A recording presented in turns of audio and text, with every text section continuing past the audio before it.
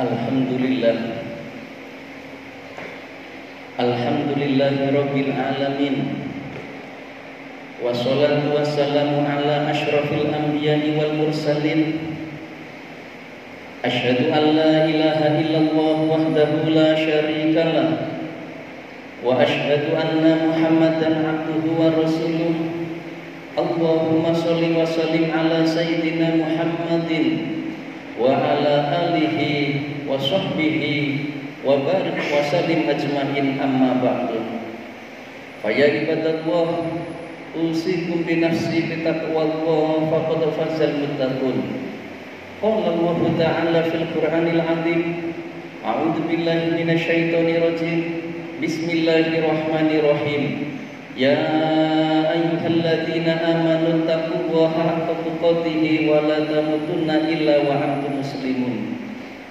Ayuhal hadirin, sidang jamaah salat Jumat yang dirahmati oleh Allah, pada kesempatan yang sangat mulia ini, marilah kita senantiasa meningkatkan ketakwaan kita kepada Allah Subhanahu wa taala, menjalankan segenap apa yang diperintahkan oleh Allah dan menjauhi hal-hal yang dilarang oleh Allah.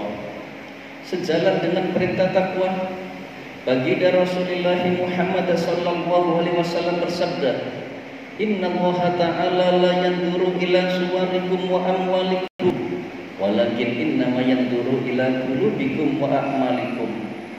Sesungguhnya Allah Subhanahu wa ta'ala tidak melihat seberapa indah kejadian kita.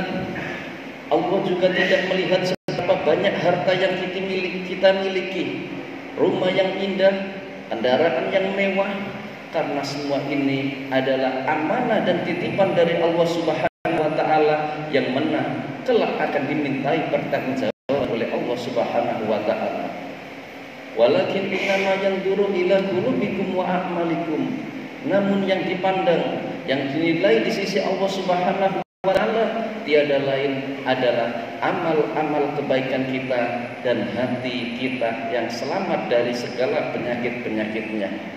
Oleh karenanya Allah Subhanahu wa taala berfirman,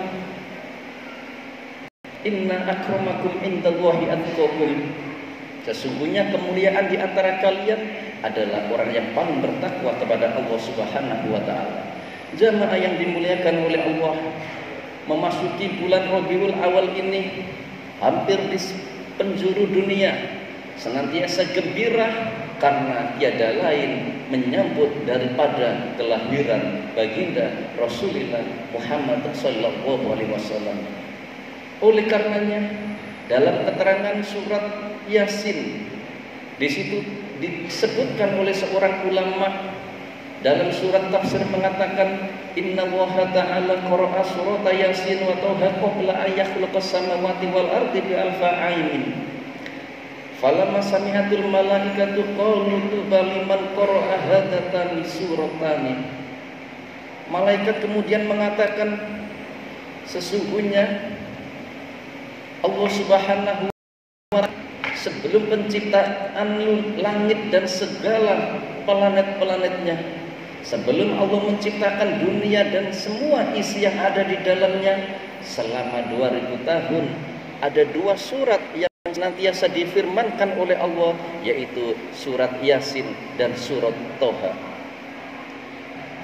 2000 tahun ini adalah indallahi subhanahu wa ta'ala, yaitu tahun di hadapan Allah Subhanahu wa ta'ala, yang mana kalau di dunia 1 jam saja senilai 1 tahun. Jamaah yang dimuliakan oleh Allah, dua surat ini senantiasa difirmankan oleh Allah tiada lain karena nama Yasin dan nama Toha adalah min asma'i Rasulullah sallallahu alaihi wasallam. Dua nama ini adalah bagian daripada nama baginda Rasul. Oleh karenanya ini menunjukkan sesungguhnya Allah sang pencipta jagat semesta juga merindukan khairul bariyah, sebaik-baik makhluk tiada lain adalah baginda Rasulullah Muhammad sallallahu alaihi wasallam. Oleh karenanya ketika kita memperingati daripada hari-hari besar Islam, pasti dan hampir dipastikan di sana pasti berhubungan dengan baginda Rasul Muhammad sallallahu alaihi wasallam. Ketika kita memperingati daripada Maulidur Rasul, yang kita peringati adalah sosok yang sangat mulia dilahirkan di dunia ini, tiada lain adalah baginda Rasul. Ketika kita memperingati daripada 1 Muharram, yaitu tahun baru Hijriah, kita juga di sana tampil sosok yang hijrah dari Makkah menuju ke Madinah, tiada lain adalah baginda Rasul. Ketika kita memperingati momen Isra dan Mi'raj, di mana ada sosok yang menerima daripada perintah sholat 5 waktu, di situ adalah baginda Rasulullah. Dan di pertengahan bulan Ramadan, ketika kita memperingati daripada nuzulul Quran, di mana Al-Quran ini diturunkan, tiada lain diturunkan kepada baginda Rasul Muhammad sallallahu alaihi wasallam. Jamaah yang dimuliakan oleh Allah, paling tidak ada beberapa hal yang hendaknya menjadi ibrah, menjadi teladan bagi kita sehingga bisa kita aplikasikan di kehidupan sehari-hari ini.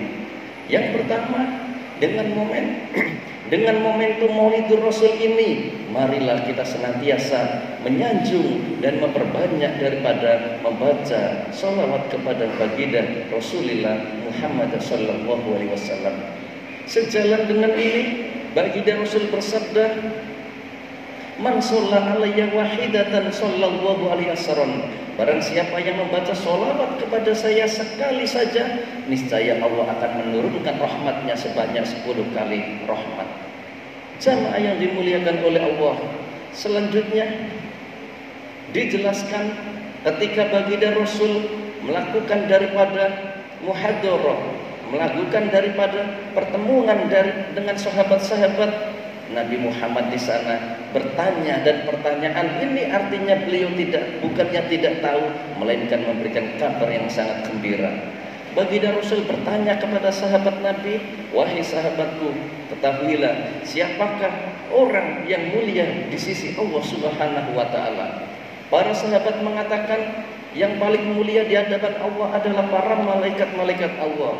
La ya'sunallaha ma amaruhum wa yas'aluna wa yas'aluna ma yu'marun.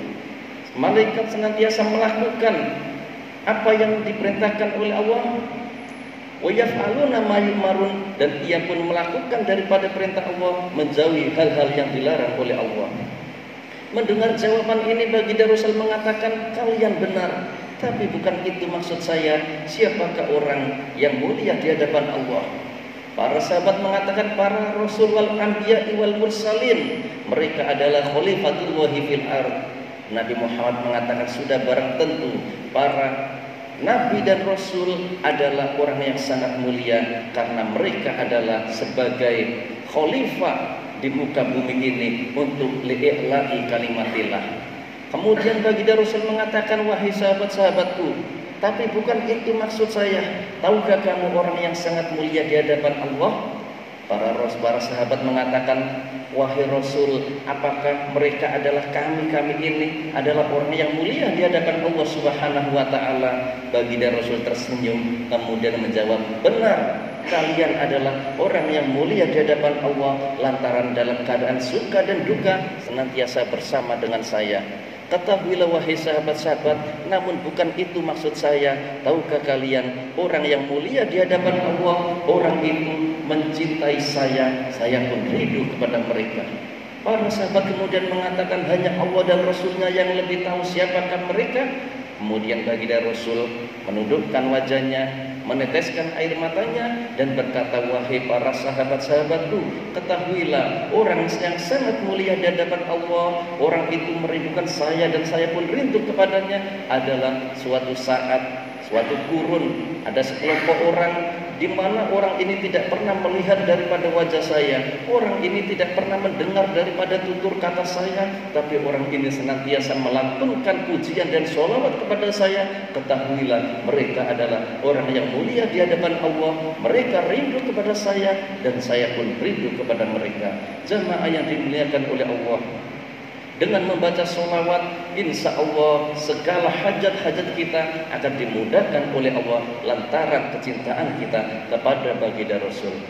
Selanjutnya, selain kita membaca kepada sholawat kepada baginda Rasul, hal yang harus kita lakukan di antara wasiat baginda Rasul ketika beliau hendak menghadap Allah, telinganya sang putri tercinta didekatkan di bibir baginda Rasul. Yang pertama, Nabi Muhammad menginginkan agar diberi siwak, agar beliau bisa melakukan siwak. Ini menunjukkan pentingnya kita gosok gigi ataupun siwak, sehingga dalam sebuah sabdanya beliau mengatakan, laula asyaqqa ala ummati fa amartu bisiwaki inda kulli sholat.